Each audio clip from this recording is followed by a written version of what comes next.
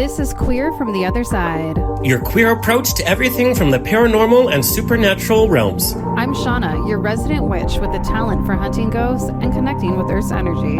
I'm Alexander, your in-house skeptic, with my own ghost stories and obsession with outer space. But will I ever believe? Get ready to explore. Here we go. So dramatic. I like it. It made me feel so important. Welcome to Queer from the Other Side, where we take the queer perspective on all things supernatural, leaving no stone left unturned. I'm Shana Leilani, and I am your resident witch. And I'm Alexander, and I'm the resident skeptic. You know what? One day you're going to believe. One day. You know, some days I'm there, some days I'm not. Some days I'm texting you like at 12:45 in the morning, being like, I just read somebody's life, and it was like life-changing. And I made him cry. Yeah. I do love those messages. I'm like, there you are, living your best witch life. Look at you go. So witchy, bitchy, yes. Bitchy, witchy, interchangeable. I mean, you know, gotta swing both ways sometimes. Yes. Well, I missed you. We know you know about that. Listen, I like options. Yeah. Okay. Don't we all? Well, okay. I missed you. I missed the show. I missed all things. We're back. Spooky. We're back, bitches. And we're starting off with a fantastic guest. I am so excited. Today, we are lucky enough to have Adam Berry with us. Adam Berry is the co-star and executive producer of the hit television series Kindred Spirits, now on Travel Channel. Adam's love and passion for the paranormal ignited from an extremely haunting experience he had in Gettysburg, Pennsylvania. After many years of studying, of researching, and founding his own paranormal research team with his husband, Ben Berry, he was asked to join the Sci-Fi Channel original series Ghost Hunters Academy. The competition reality show tested the strengths of investigators from around the country, and Adam proved to be one of the best of the best. Winning was, and by winning, he was awarded a spot on the TAPS team, the original Ghost Hunter series. But Adam likes to say that he was awarded Amy Bruni as his prize because the two paired up and have since became paranormal powerhouse. We love them. Oh, absolutely. With similar beliefs and styles, Adam and Amy possess capabilities to connect to those in the afterlife with uncanny accuracy, focusing on helping families and spirits alike. They have traveled the country, changing the ways of the world. Traveled the country, changing the way the world thinks about ghosts and what happens after we shuffle off the mortal coil. When Adam isn't looking for ghosts, he's the executive director of the Peregrine Theater Ensemble, a nonprofit theater based in Provincetown, Massachusetts. He also sits on the board of directors of Tim's Fund, a nonprofit scholarship created to support social activists who change the world through art, music, literature, and filming. He loves to travel with his husband Ben and their two chihuahuas, Maria and Cheeto. Okay, when does this guy sleep? Because we also have a book. That just came out this last year. A podcast, all sorts of stuff. Like, I mean, again, one of the coolest people in the world. Also, who doesn't love the name Cheeto and Maria for Chihuahuas? You sold me there, man. You sold me. I love it. I was trying to do some setup because my queer peeps may know this amazing Dina Martina right here. And I forgot that I have her headshot as her dressed as Batgirl. And I was like, that needs to go up because that's an inside scoop. Thank you so much. Maria, sadly, she passed away. Oh, I'm sorry. It's okay. Like, let's start on a downer. No. Well, no, but, that's a very interesting point because a lot of people are talking about losing their pets. And, I mean, Adam, you have such a connection with the other side. Do pets come through? Oh, I think so for sure. So my first experience I ever had with ghosts actually was what sounded like a dog, like literally a ghost dog. It wasn't a person, wasn't an apparition. It sounded like a dog was walking around my childhood bedroom. You could hear its little nails on the hardwood. You could hear like the dog tags, and we didn't have a dog. I didn't get a dog like until I was a senior in high school. So, and this was when I was in like fourth grade. So yeah, my first actual experience was with an animal, a pet animal, and I think a lot of times people who lose pets, they say things to me like, I know that they're around sometimes because I feel like where they would sit on the bed when I sleep, I can feel sometimes they're walking there, or like they sit down and the bed compresses a little bit. And so, yeah, I think they can. I think they do. I don't know if Maria has technically for us. I think she's around more for Cheeto, who is now older than Maria was when she passed. So Cheeto's like 17 and a half now, more than that, 17 and 7 months or something. Wow.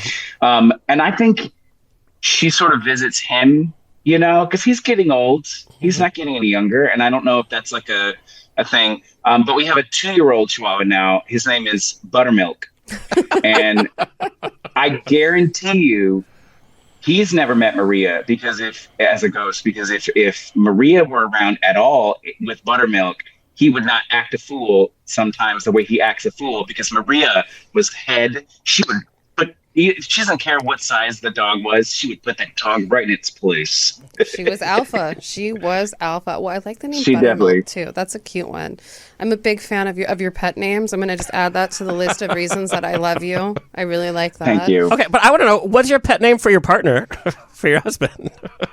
Or is that not PG? Listen, we've been together. God, we've been together for 19 years, and so here's the thing: we've had many pet names, some not so nice ones, but I tend to call him. My friend Todd calls his husband this because his husband's name is Ben, and I loved it. So I call him Husband sometime, you know, because it's his name, like husband. What you do, you know. But yeah, there's pet names for me to know and for you to look for the memoir to find out. I mean, honestly, your husband's name is cute enough. He doesn't need one Ben Berry. Like, I really do love that. I think that's a cute name. So. Benjamin Barry. Yeah, he took my last name. His original, I guess, surname, whatever it is. His family name is Griesmeyer, which is very German, Wisconsin. Great name. There's not another Ben Griesmeyer like in the world, but he's an actor, and so it's hard for people to pronounce it. And he was like, Benjamin Barry has a nice ring, and his initials are BJB, and my initials are AJB. Can it get any more gayer? Oh God, that's too cute. But also, I think your dogs should be Cheeto Griesmeyer and Buttermilk Griesmeyer. I think it works. So it's Buttermilk Buddy Berry, and we call him Buddy. And Cheeto is Cheeto Burrito Berrymeyer. Oh my I lord! love that. Okay, we're gonna get my name, his name, Berrymeyer. Also, Berrymeyer sounds really rich. I don't know about it. It really does. Yeah. We're gonna get off pet names in a second, but first, I wanted to just share. I did get a new pug. I adopted a new pug. I saw on social media. So I have as if you don't have enough ragamuffins in your house running around. I have children. I have animals. I have ghosts. But so I have Haunted Dolls, who's here with us today. Hi, Stephanie. So I have Pugry Dahmer, who is my old man. That's Pugry Dahmer. That's amazing. And now we have, because her name was going to be Lizard. Like, that's really what we're going with, was Lizard, you know, because when you let the 3-year-old choose. So her name's Elizabeth Borden. So, yeah. That's incredible. Yay, murder. What a great name. I'm sorry. Forget, we make lists of like drag names when they come up. I'm going to stop doing that and start making like really cool dog names like that. Yeah. We can just send them back and forth because, you know, I'm just going to acquire more pets. But all of the pugs have to have infamous serial killer names or murderer names. So I was really excited about Elizabeth Borden. So I just wanted to share. Good. Do you think Lizzie did it though? Do you think she did it? So I was actually at the Lizzie Borden house back in October, and it was a dream come true to go. I think it was really fascinating. I don't know if I think Lizzie did it, but I do think she was in on it. I for sure kind of think so. I feel like there is something going on because when you start to really learn the family history and stuff like that, like Lizzie really just wanted to be a socialite, and that was not going to happen under her dad's reign. Like, it just wasn't. So even if it was just something where she was like, oh, maybe I could have helped you, but I'm going to go over here instead. I'm a little busy. I think the uncle did it. Listen, that's where I was getting to. You should, my friend Amanda Millette, Spooky New England Ghoul on TikTok and Instagram, she does an incredible lecture on why Lizzie is innocent.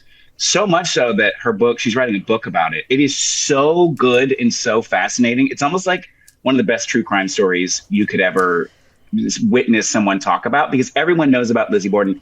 And really, all signs are pointing to that uncle.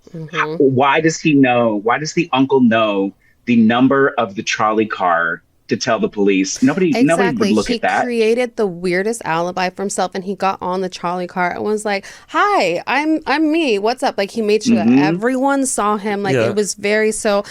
I don't know. I think that Lizzie knew about it or something. I can't say that I fully feel like she's innocent, but weirdly enough, I've been a fan of her since like kindergarten. I don't know why I knew about her then. I had no business knowing about her, but she's awesome. And I'm assuming you've been to the Lizzie boarding house. Yeah, I am not. Yes, I'm trying to figure out where to go with this. So I've been there a number of times with the original owner. She passed away. She was one of the most incredible people. She owned that house, and she owned Maplecroft, which is where Lisbeth moved to after she was acquitted. She lived the rest of her life in Fall River, refused to stay out of the public eye because she was like, I didn't do anything. And so I'm going to be out and about, whether you like it or not. And I've had really insane experiences there for sure. Like, the last time we were there, though, we were working with one of the tour guides that were working there currently, and she kept getting feeling like something was following her home and following her there. And we kept investigating. We find out in the middle of the investigation that we're making contact with her grandfather, which doesn't make any sense. Like, why is her grandfather at the Lizzie Borden house? Why is her family there? And it comes out in the reveal, like when we're talking to her about the activity, that her dad at that moment was on hospice care and only had a few days to live. But she didn't tell us that information at all. And it was her family had come to them to visit the dad, to help him cross over to the other side, to be there for her. And she was just getting spooked out about it because she assumed it was something negative from the house itself, but it was really her family members. So when I was there, I love that, by the way, but I really felt like there was a portal. So that doesn't surprise me either, because it's just an interesting place, and there's so much energy there. And also over the years, everyone's wanted to travel there and try and experience something. So I love that she had her grandfather come and just to help essentially start to escort her dad to the other side.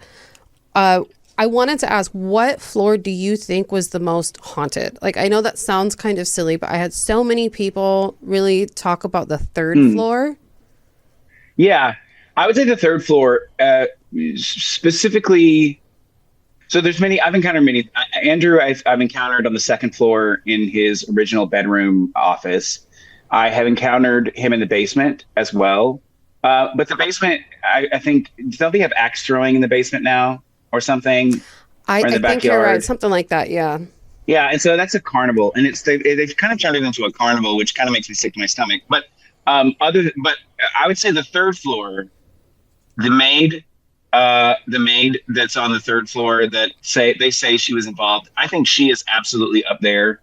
I was investigating once when I was there, and actually it's on my Instagram, and I'll try to send you the link later today, but I got an EVP because I was asking, who did it? Just tell us. If you know, just clear the air, let us know. And the EVP says, I'll never tell. And it's a female voice. And I don't think it's Lisbeth. I think it's the maid. I think it was the Irish maid. And so the third floor has a lot of activity in the sense that it's someone connected to the events, and they may or may not still be around, sort of keeping tabs on what we say and keeping that secret, The whole time you're talking about this, I'm getting chills. I'm like, oh, yes, I agree. Well, it's funny that you mentioned EVPs. So we had the benefit of meeting you at the Kellogg House in Santa Ana. And, me being the resident skeptic, I'm like, okay, let's see what this is all about. You were the first one to jump when you saw that drawer open. I know. I was like, ah! But here's the thing, whether you're a skeptic or not, there are certain things that did happen that night. We got a lot of EVP responses. There was the death bell, all of that. And even questions I asked were answered during that playback. So there's no doubting that something is happening. There's some sort of, you don't hear it in real time, but when you play it back, it's there. And that's, the power of EVP, whether you're a skeptic or not. Something is definitely happening. There's a different change of energy. There's communication going on. There really was. And it doesn't necessarily, I love when you put it that way, something is happening. Because people are always thinking oh, I want a paranormal experience. And when they say that, they're like, I want it to be an apparition of a person standing in front of me. I want to get touched. I want to see a table levitate. Yeah, me too. I want to see all of that. But paranormal activity and supernatural activity don't necessarily need to be what you think Hollywood has it be, right? Like you're like, something was not right, something changed, something was different. We were getting activity. That is paranormal activity. That is supernatural activity. It is not, quote unquote, not normal in the existence of what we see as like normal, scientific, our environment. This is normal for us, and then when something goes askew, it's paranormal, whether it's ghostly related or not. So I want to bring up just my experience with investigating with you. I've done my fair share of investigations with different people, and everyone has their own style, but you are just so warm and friendly and calm, right? Like you made me feel peaceful and calm. And I know that this is a really welcoming energy for the spirits, especially at places like the Lizzie boarding house or someplace that is really infamous where you have people poking at them and yelling all the time. Then you come in and you were just so nice. And I really appreciated that. And I feel like you got a lot of reactions from the spirits because your approach was so good. And you actually talk about that in your book, Goodbye Hello. I was really like, one of the things when I started reading this, I was really struck by just like the compassion that you have. Welcome to Truth Be Told, where we uncover the hidden truths and unexplained mysteries behind some of the world's... Y'all, that's what paranormal. Was that? Not natural. Don't know what that was. The spirits were like, she's telling the truth. Adam's That the is so shit. weird. Wait, who pushed the button? Did somebody push a button? Our engineer, but he didn't play it. Okay, well... Hi, Stephanie. Yeah. I don't think Stephanie got enough. Our Like, haunted that's what she doll. is. Yeah, Yeah. the haunted. There you go. Oh, God, Stephanie. This is Stephanie. Wow. Yeah. Whoa, I've not ever seen Stephanie. Oh, my God. This is Stephanie, and when She's caused a lot of issues in the studio. Yes, she has. And so I was getting ready today. I wasn't planning on bringing her, and something was like, I'm coming. I'm like, yes, you are, girl. You Yeah. will be coming. So this is Stephanie and her friend. Leonardo. Is that Leonardo? Yeah. Yes. And he goes with her everywhere because Stephanie needs to have a friend with her. And so that is her doll. Stephanie also goes to the Abbey. Yep. She likes to do her shots at the Abbey. Yes, she does. She sort of looks like, what's Alaska's drag? What doll? What is it? I forget, but yeah. You know what I'm saying? Yeah. Kind of. Listen, and that's a compliment, Stephanie. That's a compliment. Yeah, don't get her mad. But okay, Stephanie, if you don't mind, we're gonna get back to what we were saying. Every time I see her face, it makes me back up a little bit. She's very friendly, but she has a bite To a certain point. Yeah, exactly. So just she's an interesting one. In your book, Goodbye Hello, when I read it, the things that really stood out to me is one, I love that you talked about walking through cemeteries and just saying the names out loud of what's on the headstones, because that is something so important. I think they say that like we get forgotten within 3 generations. And, you know, when I talk to people about the concept of immortality, what that really is being remembered, people saying your name, people telling your stories. And so even here, when I go to a cemetery, I always try and find one that like is not groomed, like, or a headstone, I mean, that's not groomed, that needs cleaned up, and I try and dust it off, and I'll try and read it and say it out loud. And I just think it's just a sign of respect, you know. And I love that was something that not only that you do, but that you included it in your books to hopefully inspire other people to do the same. But I also loved the story that you tell. I think you and Amy went on an investigation, and the spirit that you guys were talking to was actually like an old school spiritualist herself. So you guys brushed up on her methods of communication with spirits, and you approached the spirit through her own cosmology.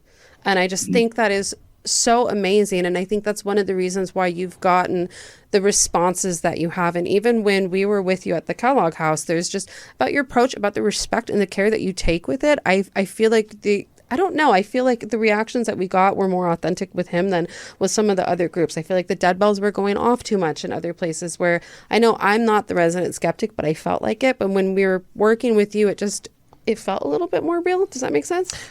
Yeah, and there's also something else very different about Adam. You know, a lot of personalities that do the ghost hunting, they feel that they need to play the whole part. So you walk into like an Elvira type atmosphere. Yeah. I mean, Adam's there in his jacket, jeans, and T-shirt and Converse. And he's like, okay, this is what we're doing. There's no pageantry to what you do. There's sincerity in what you do. And I think that definitely reads across. You're not going to a haunted house. You are trying to connect with the paranormal. which is a totally different thing. It is respect, and you should be talking with reverence, 100%. Yeah, thank you. You guys are very sweet. I mean, it's the idea that I talk about in my book, where when you realize who you're actually communicating with, it changes everything.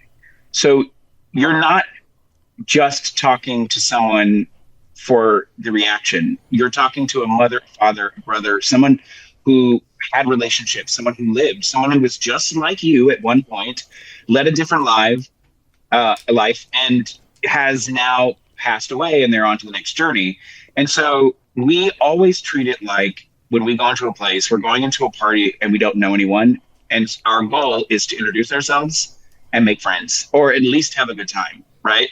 And sometimes the people at the party don't want you to have a good time, and they are angry and they're aggressive, and there's reasons behind it, because I think unfinished business, or they have a message and nobody's listening to them. Maybe people come in all the time and they're just like, move something, knock something, and they don't ask, hey, well, what is it that you need? What do you want? Because I truly believe that spirits stay behind for reasons. They're not just here because, they maybe not. I mean, I don't believe the majority of them are here just to scare people, right? And just to be in the afterlife, because they're forced to live in a world that isn't made for them anymore. And they have to navigate that energy and that vibe. And the best thing we can do is be sympathetic to their situation, and be kind, and just open yourself up to the idea that we can't understand what they're going through because we aren't where they are. But if there's anything that we can do on this side to make it easier for you, let us know. And I think it gets more flies with honey. And I appreciate that. And I'm glad you saw that, because this is the first time. Was that the first time you investigated? No, I don't. Not Alexander. Was that the first time? No, it wasn't. Yeah, it was one of. Well, Oh, no, it was. I had been on a class, we did that thing at the bar, but it was. This was like an Different. investigation. Yeah. Yeah. And I love that, because the people that come to my events, they, or to Amy's event, Strangerscapes, they really, sometimes if they've never investigated before, they don't know what to expect. Mm-hmm. And I would rather them have their first experience be the way that we like to investigate. It's a little less aggressive, but I say this in all due respect. It's a little less loud, right? It's a bit more like, let's just sort of create a modern seance in a way, and let's see what we can get, rather than wanting the thrill of it, which is always incredible when things happen, when the equipment goes off, or somebody gets touched, or you see a full body apparition. Clearly the adrenaline kicks in and you're like, oh my God, that's insane. That's amazing. Right. But that's not the focus. And I think that helps us get activity. I think energetically, it creates a space for the entire group to sort of be on the same energetic playing field, because you have people that are very, very excited. You have people that are skeptical, don't know what to do. You have people who don't believe it at all, that were drug along by their husband or wife. And so you've got to figure out how to get that energetic balance in the space. And the best way to do that is to just be yourself, have a gathering, have a party, and see what happens, rather than wishing and hoping for the craziest thing to occur. Well, and I want to talk about your book, Goodbye, Hello. It's not just a book of, here's my paranormal ghost hunts. Oh, I see the cover's changed. We got one of the early copies. Now it's like, ooh, who's that sexy centerfold on that cover? It's a paperback where, hopefully when I'm 90 years old and I am still selling it, people are going to be like, that's not you. And I'm like, I swear it is. I swear it is. But you've wrapped up this theme in terms of processing grief. And, grief is the most universal feeling that affects everybody, no matter what your orientation is, your age, your class, your race, your religion. Grief affects everybody on a universal level. And you've wrap this into how to process it, which I think is such a beautiful way.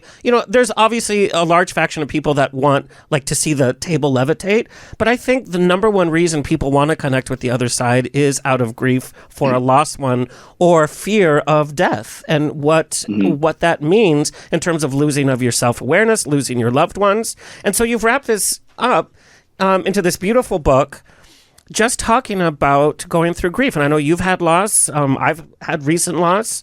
And so can you talk about connecting with the other side and what it's taught you about grief and loss? Yeah, I mean, I guess the biggest, and maybe this is just, understandable, but grief never really leaves us, right? Like it's not something that we can sort of wish away. It even years from now, something will happen and it'll sneak up on you again, and it's not necessarily it's the loss of the person, but I love to think of it like what I talk about in this book, but it's the loss of the wonderful things that you did with that person. Not necessarily, yes, they're gone and they're no longer here. Maybe they were suffering or whatever. And in my opinion, from investigating and looking for ghosts, like they're on to the next journey, right? Like this is a whole entire journey, and then that is another journey. And they have started and they're on the path and they're walking it before you get there to make a way. And so I see positivity in that. I'm like, oh, they're not just like infinitely just gone forever. They're on to the next thing. And when the grief hits, I try to think about the amazing, wonderful times that I had with him rather than the fact that they aren't there anymore. And that specifically like with my grandmother, I live that through her recipes, right? Like every holiday I'm making something that she made, that it's her recipe. It's like in the skillet that she had. And for me, that brings me closer to her and it honors her memory. And I get sad about it, but I'm also like, this cornbread is banging. I think about how great that is and how she was able to give that to me. So yeah, I mean, the book is literally for everyone. You don't have to believe in ghosts to get something from the book. It's a myriad of topics that deal with specific loss and grief, but also near-death experiences, the end-of-life scenario, religion, and the afterlife, and ghosts, and how does that does that make sense? Like, is it in religion?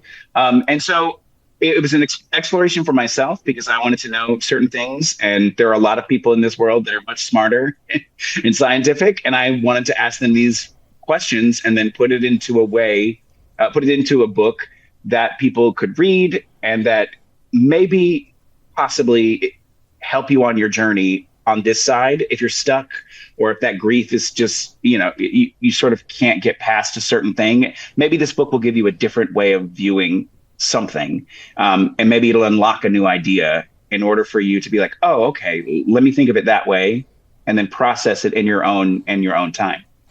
How do you deal with the fact, and you talk about this in your book, but I want our audience to know, you had a connection with your grandmother. You obviously have a deep connection with the other side where, you can pick up the phone to the other side, whereas most of us, have to go through this whole kind of situation. But you didn't really receive messages from your grandma. You never received kind of visitation. Don't you think that's a little odd, keeping in mind, like, how connected you are? Yeah, so... Not odd. I think it's appropriate, and I'll tell you why. So she came to me in a dream once. This was like a few weeks after she died, and I talk about it in my book. It was a dream visitation, which if anyone is listening that's had these dreams of loved ones that have passed on, they are as real as real can be. Like you it's a dream, but they're standing in front of you, and everything about it is so visceral and real. From you can feel their hands when you touch them. Some people get their smell of their cologne. It's just an absolutely true, real experience. And I think that was her way of coming to me to let me know that she was okay, that, she had a job to do. She said she made deliveries, which I realize, angels are messengers. They deliver messages. Like maybe she's an angel. And I woke up from that dream knowing, like almost in tears, knowing full well that we had that conversation. But I never saw her again in this plane. Like, thank God, though. I don't want her standing at the foot of my bed. You know what I'm saying? or like she's outside of the shower and you're like, Jesus. Yeah.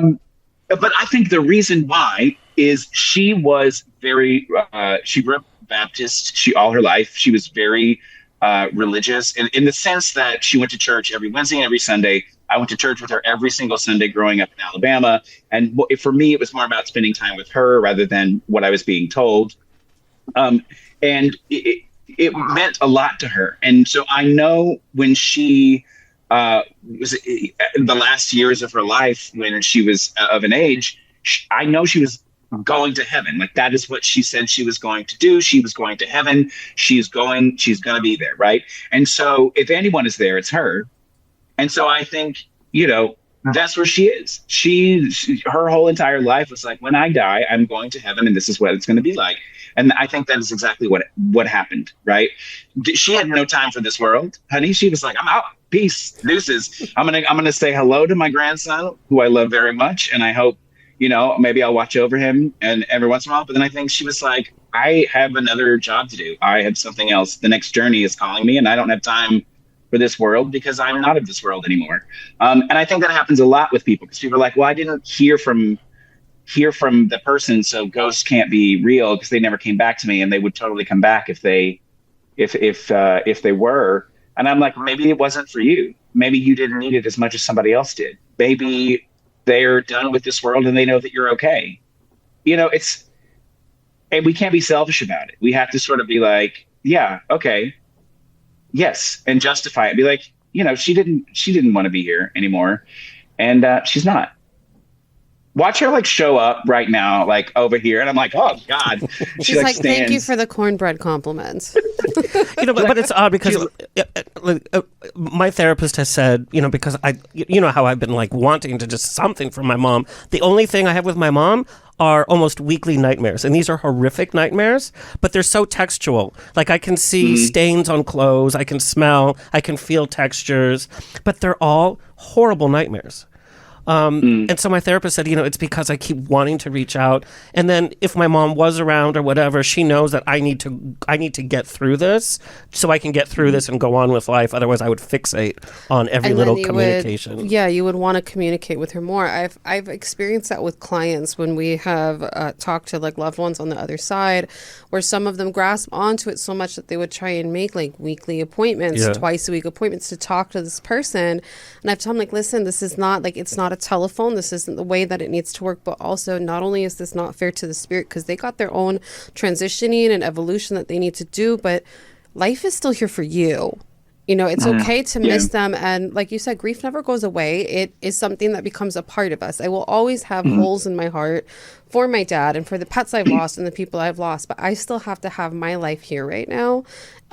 And I think if you're not ready to experience that with your loved one, I kind of feel like they back off too, because then you're going to attach to it too much. And then that stops the healing process that both of you need, Yeah. And that goes for paranormal investigation too, because a lot of people that come to our events, not a lot of people, but there are a handful of people at each event who have lost someone very recently, and they're there to see how you actually connect with the afterlife. If you don't have psychic abilities or you're not intuitive, what is it? What's the process? And maybe they've never seen, a ghost show at all. So they're there with us learning how we communicate, the equipment that we use. And they always ask, well, where do you get that? Where do you get that? And I tend to warn those people twofold. I say, look, it's up to you to decide whether or not you want to sit at your house with a K2 meter or something, or a recorder, and reach out to your love. It's up to you, right? I'm not going to tell you that you can't do that.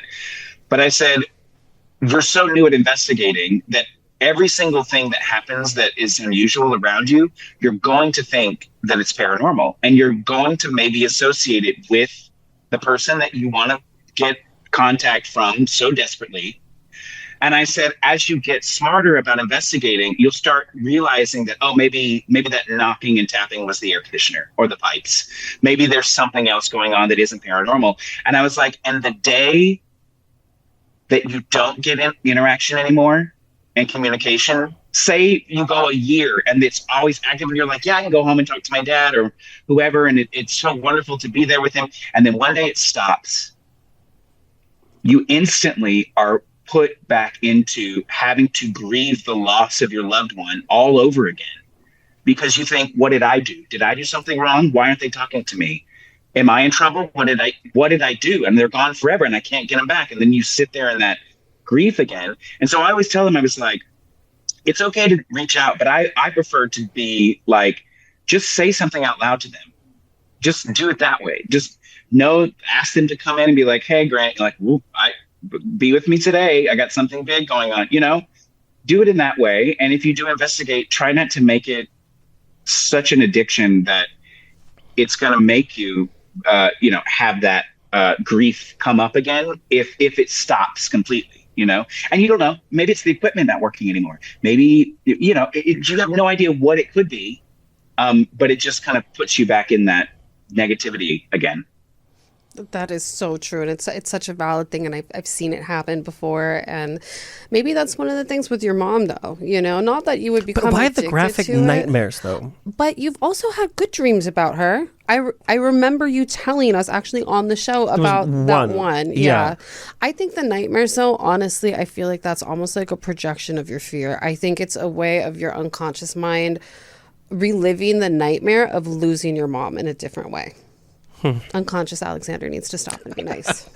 Well, it's funny. And then I open a book like this, and because I want to connect so badly and want to know what exactly happens, you cover so many different scenarios in the book, Adam, and it's not the same for everybody. You've talked to people that have had near-death experiences that talk about going into this empty void, but you've also talked to other people who talk about going to the most beautiful feeling place ever, which are two opposite stories. Yeah. So I think,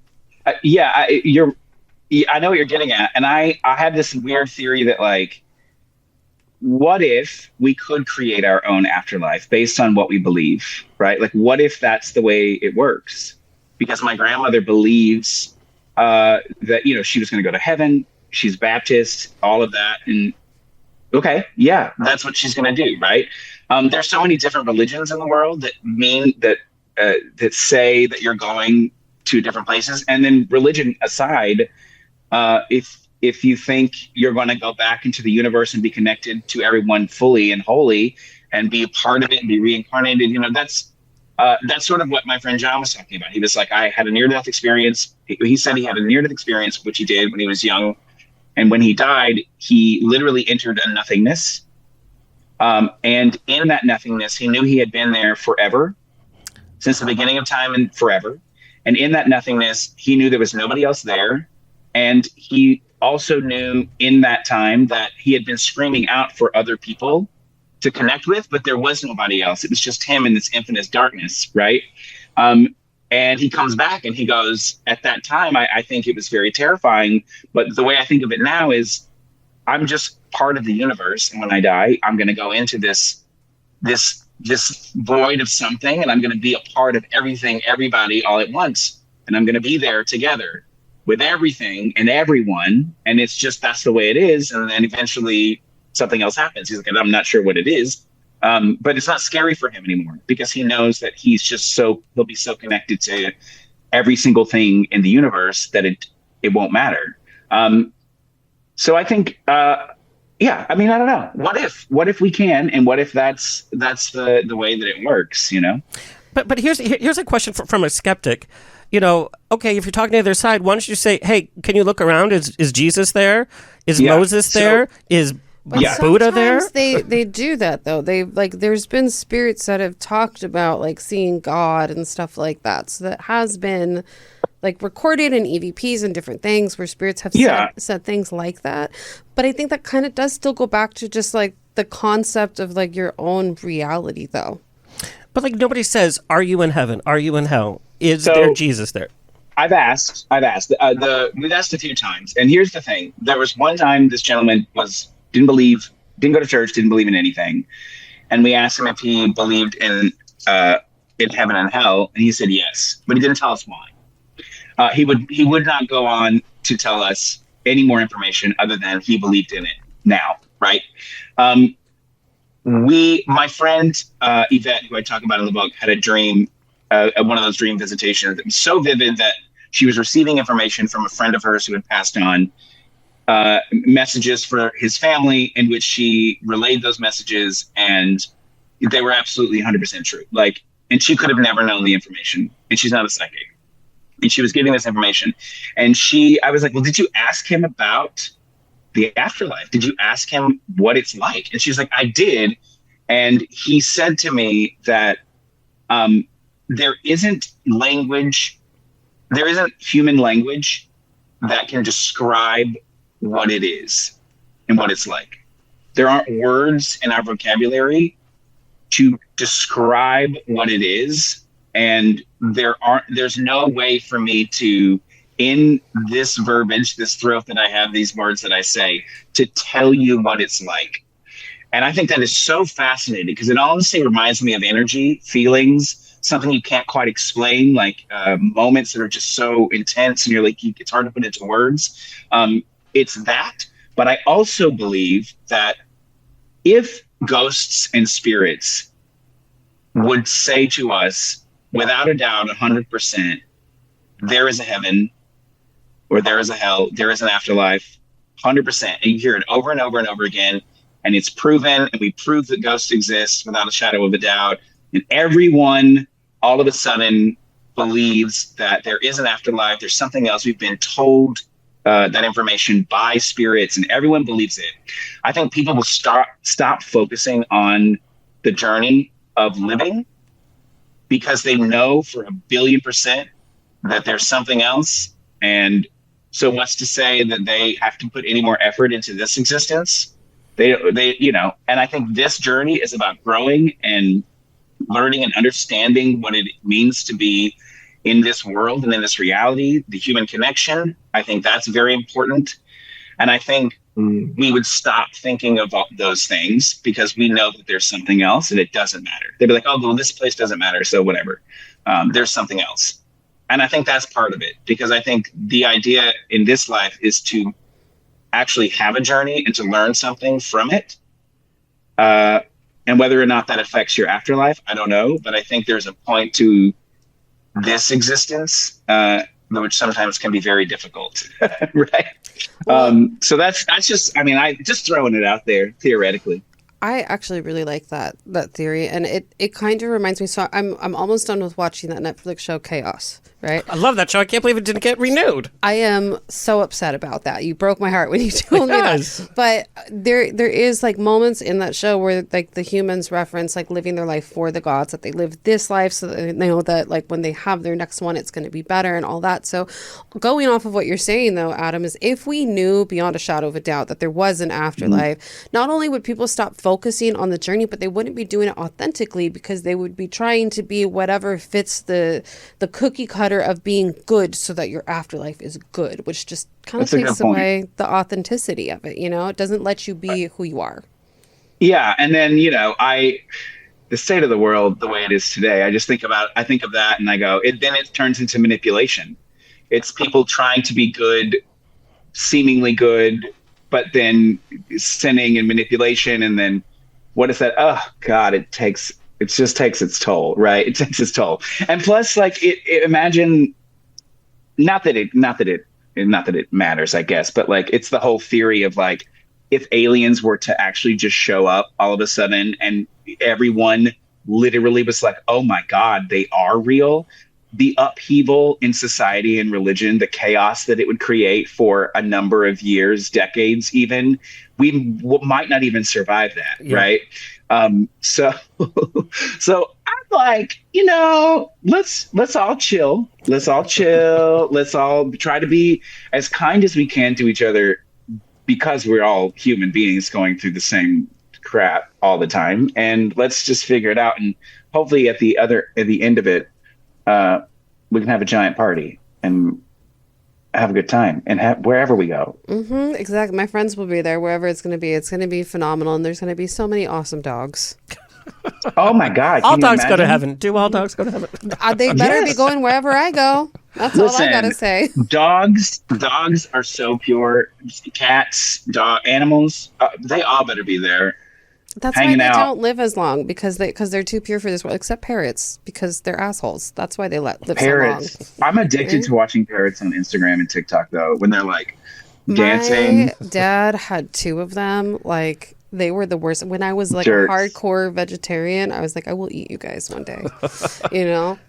Just he comes home and you're just like grilling up. You're like, a hot dog, Dad. It's a hot dog. Chicken and wings. It's like, hot dog. Yes. Hot dog. Exactly. I think it's weird just like to wrap up talking about the afterlife and everything. I've heard so many theories, and it's kind of weird because I feel like I believe most of them, right? But even with all of that said, I don't feel like I put much thought into what's happening after this life, because I'm here now. So I just I don't think about it too much. Yeah. Well, it's interesting. We are the only species that knows that we're gonna. I mean, there are a lot of species that maybe know they're gonna pass away or whatever, but we suppress it. Mm-hmm. We don't think about it because it'll drive us nuts. It'll drive us insane, right?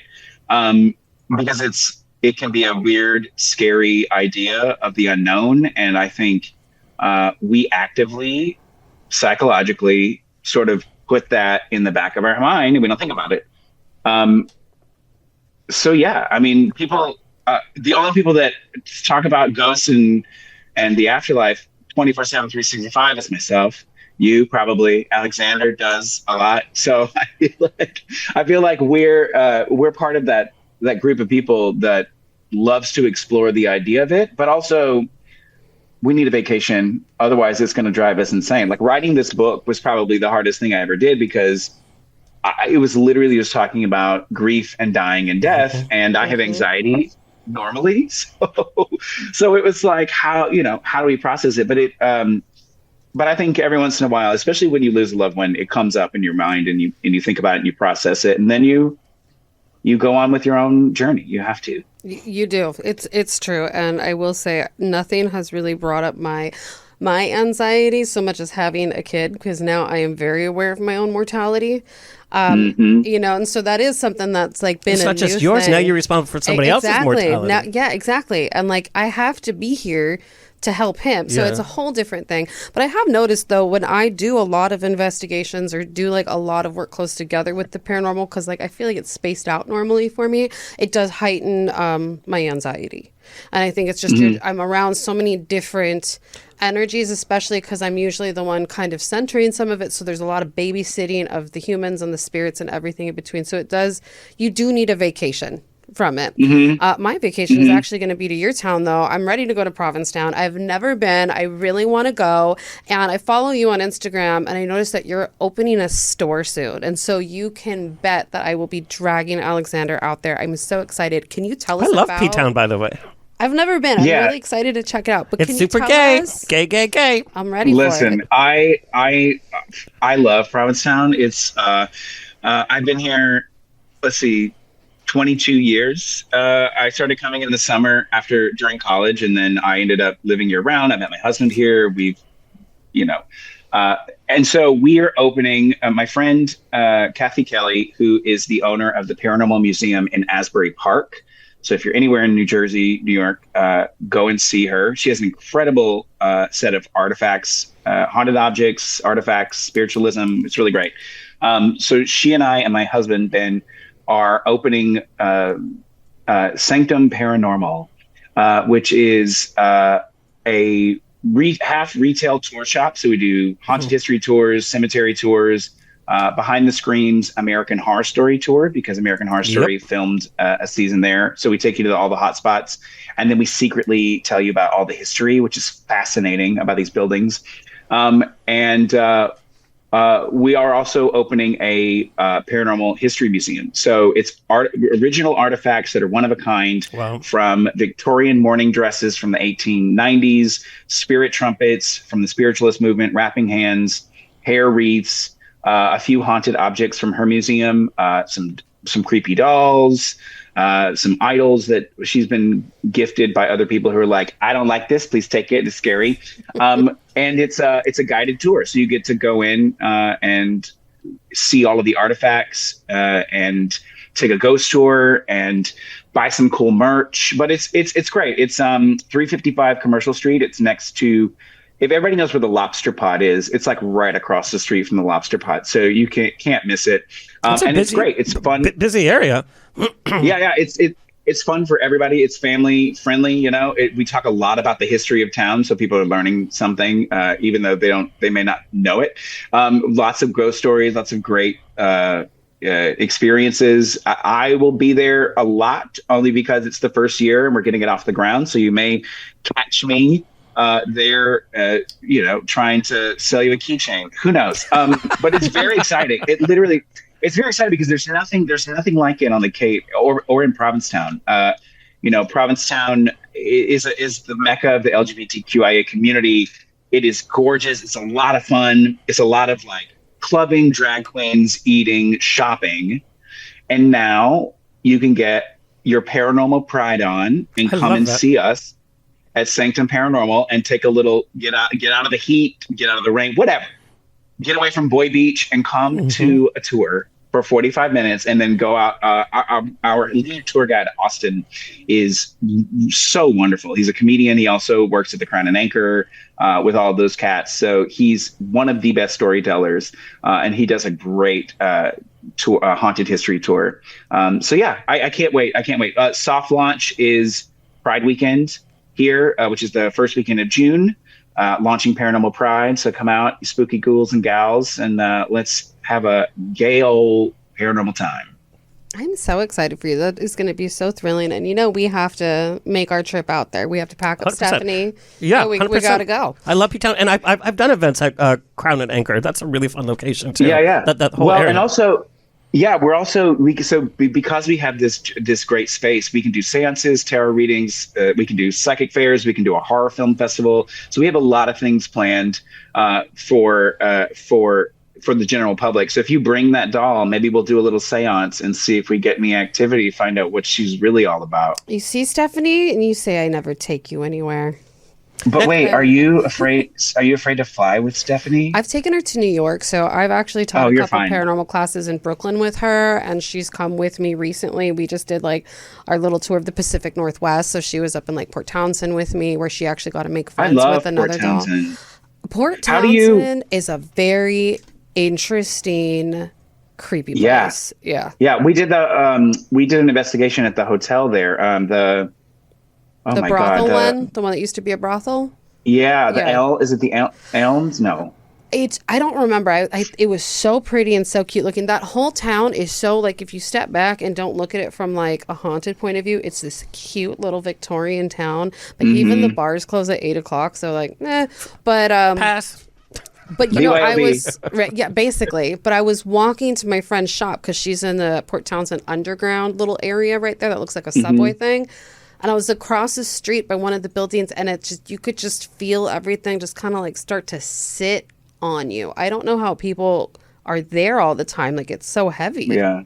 Well, it's hard to get to too. You have to like take a ferry. It's like in the middle of, it takes a while to get there. But I remember it being so beautifully creepy is what I love to call it. The hotel was gorgeous. We had such a great time. This was like so long ago, but did you get to go to Fort Worden while you were there?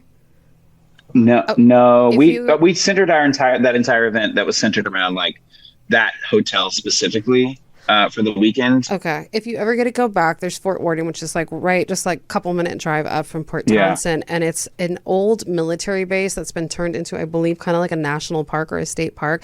But they have all of the like the officers' housing there, which are like these pink Victorian buildings with spiderweb windows. They're so cool. And you can rent them. And it's totally haunted, and it's a deer. It is super awesome. But you know what, Adam? I could talk to you about random paranormal stuff until we're both dead and we're ghosts. So I'm gonna stop right now. But before we let you go, you've been busy. You are a busy person. You also just launched your own podcast, This Haunted Life. Can you just tell us a little bit about where we can find it, what we can expect from it? 100%. So This Haunted Life is a podcast about all the little things that terrify us the most and why. I still do, but the radio show This American Life, what I loved about listening to that so much was that it was real people stories about genuine, like simple topics that connected the entire population to be like, oh, I can relate to this because it's something that I've gone through or I experienced. And so that was the idea around the podcast. And so the first episode dropped on Tuesday, This Haunted Life. It's available on Apple Podcasts, Spotify, anywhere you get your podcasts. It's everywhere. And the first topic is basements. I love it. It's simple. It's basements. And so it's like, why can basements be so terrifying? And so I go through the pop culture effect of basements, psychological effects of basements. I talk about experiences from my childhood. And then we have a listener story, someone who submitted a wild paranormal story about a basement. And so I interviewed him, and he, in his own words, tells the story. And I think it's really cool. It's universal. The second episode is about amusement parks, theme parks. That is so great. I'm not going to say, it's a really cool. It's a bi-weekly podcast. And it's getting a lot of really good feedback, which is great. And if you join the Patreon, patreon.com/AdamBerry to support the podcast, you also get the companion podcast, which is a video YouTube podcast called This Afterlife, where I have special guests on, and we sit non-scripted, maybe with a cocktail, and we talk about the topics of each episode. And that's only for the Patreon, and then that'll be released to the general public way down the line. But yeah, no, I do it with Provincetown Recording Studio, Chad Rossi here in P-Town. And they have two other great LGBTQIA centric podcasts that they put out every single week. So it's our own little, queer mecca of really great topics and at the end of the Cape. I love that. I love that. Well, Adam, thank you so much for your time today. It has been an absolute pleasure. I can't wait to come out and see Sanctum Paranormal and do another investigation with you. But thank you for just sharing all of your knowledge and your compassion for spirits and everything today. Thank you so much. Thank you for having me. It's always a pleasure. And before we let you go, where can everyone find you? You have so much going on. Where can everyone look for you?